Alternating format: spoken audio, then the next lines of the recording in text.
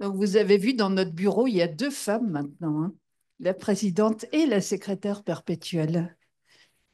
Alors, avant de passer la parole à Philippe Descamps, je voudrais dire vraiment toute la joie que j'ai à animer une première session de gynéco. C'est mon métier initial, hein, la gynéco-obstétrique. J'en ai fait pendant très longtemps avant de faire de la scénologie. Et ça me fait vraiment plaisir de revoir les collègues gynécologues, hein, avec qui je partage quand même beaucoup de passion, puisqu'on se voit au Collège national des gynéco-obstétriciens. Et avec Philippe Descamps, on se voit aussi au CNU régulièrement pour faire avancer notre discipline. Donc, c'est une très belle session. On ne parlera pas de scénologie, on parlera de gynéco. Et je propose que ce soit Philippe qui la préside avec moi, pas qu'il la modère, qu'il la préside avec moi. Et si tu veux bien nous présenter les sujets et les orateurs.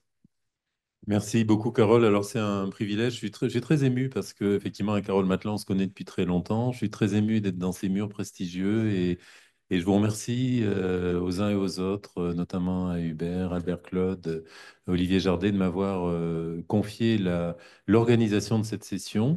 L'idée, c'était de faire des choses nouvelles, de vous montrer comment notre spécialité évolue. Et puis, je tiens à dire que je suis particulièrement heureux quand on est gynécologue. Vous le savez, on travaille avec des femmes dans un milieu féminin et des patientes féminines. Et d'avoir une femme présidente de l'Académie de chirurgie, eh bien, qui est la deuxième femme après la secrétaire perpétuelle, je trouve que c'est une évolution extrêmement positive et extrêmement importante. Donc, merci à toutes et à tous.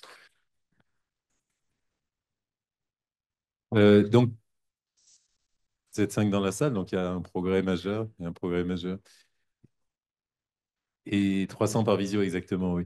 Donc, vous avez tous reçu le programme. On a des contraintes de temps, je le rappelle, il faut qu'à 17 heures, on ait rendu l'antenne, puisque vous avez une autre réunion ensuite. On a 6 exposés, donc je demande à chaque orateur de bien respecter son temps de parole et on va dire 20 minutes avec les questions.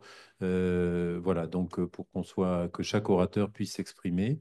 Donc j'ai essayé de diversifier les sujets, de vous montrer un petit peu ce qui est nouveau et ce qui va évoluer dans notre spécialité, qui, comme vous le savez, est très riche, hein. Je vous rappelle quand même que c'est les gynécologues qui ont inventé la célioscopie et qui a été diffusée ensuite dans le monde entier, dans toutes les spécialités, bien sûr. Donc on est extrêmement preneur d'innovation dans cette spécialité.